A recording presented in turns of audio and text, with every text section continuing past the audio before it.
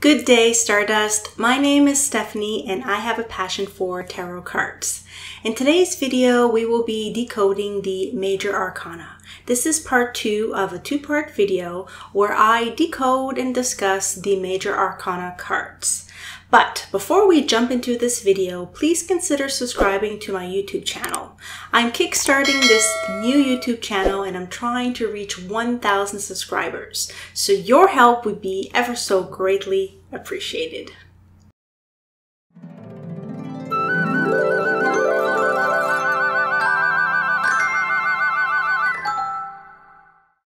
When talking about the Major Arcana, the deck that I've chosen is the 𝑘𝑒 deck. The artistry is by Pamela Colman Smith. It's my favorite tarot deck, and Pamela is one of my favorite artists. And I've bonded with the 𝑘𝑒 deck since I was 16 years old. So these cards are very special to me, and I'm a lifelong student of the tarot. I'm always reading books, looking up videos, researching online how to understand the symbolism and the key system of the tarot, as well as the Major Arcana.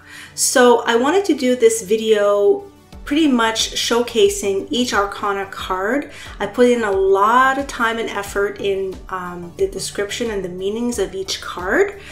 So I hope you enjoy it. You can have it as a refresher, a study guide, or if you're just new to tarot, to kind of get your feet wet and learn a little bit about the magical world of tarot and the Major Arcana cards.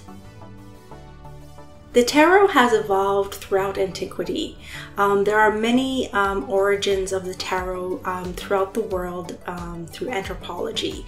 But looking at the timeline of the tarot, even though it's passed through many different hands and studied by many secret societies, I think we can all agree that it is from some kind of ancient text that's based on the symbolism of the conscious and unconscious mind of human beings, as well as astrology and numerology and the cycles of human evolution and human nature. When we look at the Major Arcana, there are active cards, but they have a symbolic meaning, as well as the Minor Arcana cards. So overall, tarot has a lexicon language, which is a symbolic language, and it's a fixed system, meaning that when you are presented with any type of tarot deck, even though the artistry could be different, the interpretations of the symbols could be different, the actual lexicon language is always going to be the same. There's always going to be Major Arcana cards, Minor Arcana cards with numbers associated with them. So it's a fixed system. That's what makes up a tarot deck compared to different types of oracle decks. So I wanted to take a few minutes to look at a slide of a comparison of a lexicon kind of language and what it is. So I described here the tarot deck versus the 𝑘𝑒 deck, which is an oracle card deck. So you can kind of get an idea of the similarities and differences within the lexicon languages, but it's to remind everyone that every type of oracle or tarot deck is going to have a fixed key system, which is their own unique lexicon language.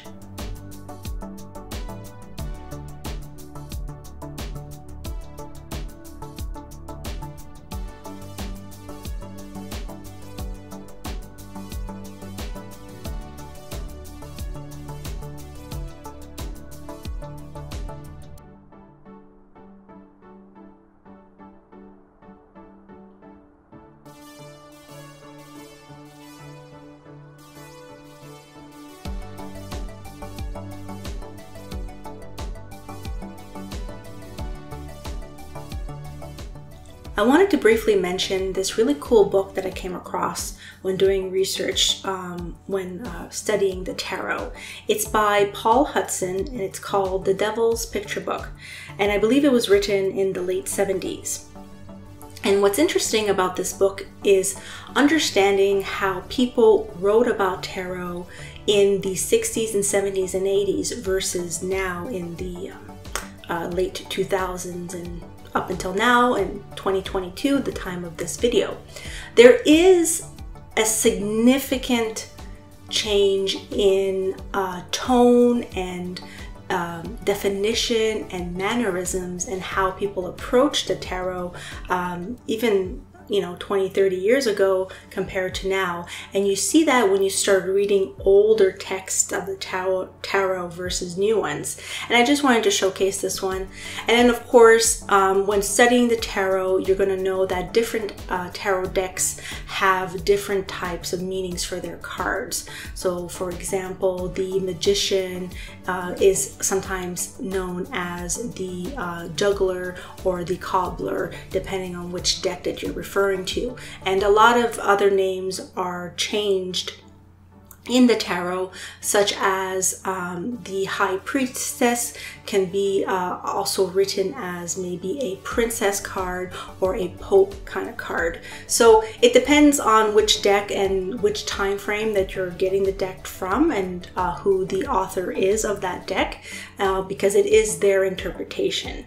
However, like I said, the lexicon language is going to be fixed. There's always going to be major and minor arcana cards in a numeric system, but sometimes the names of those arcana cards will be different, and sometimes it could be perceived as sexist or not really with the times, but that's just evolution. That's absolutely human evolution, and we see that in the tarot.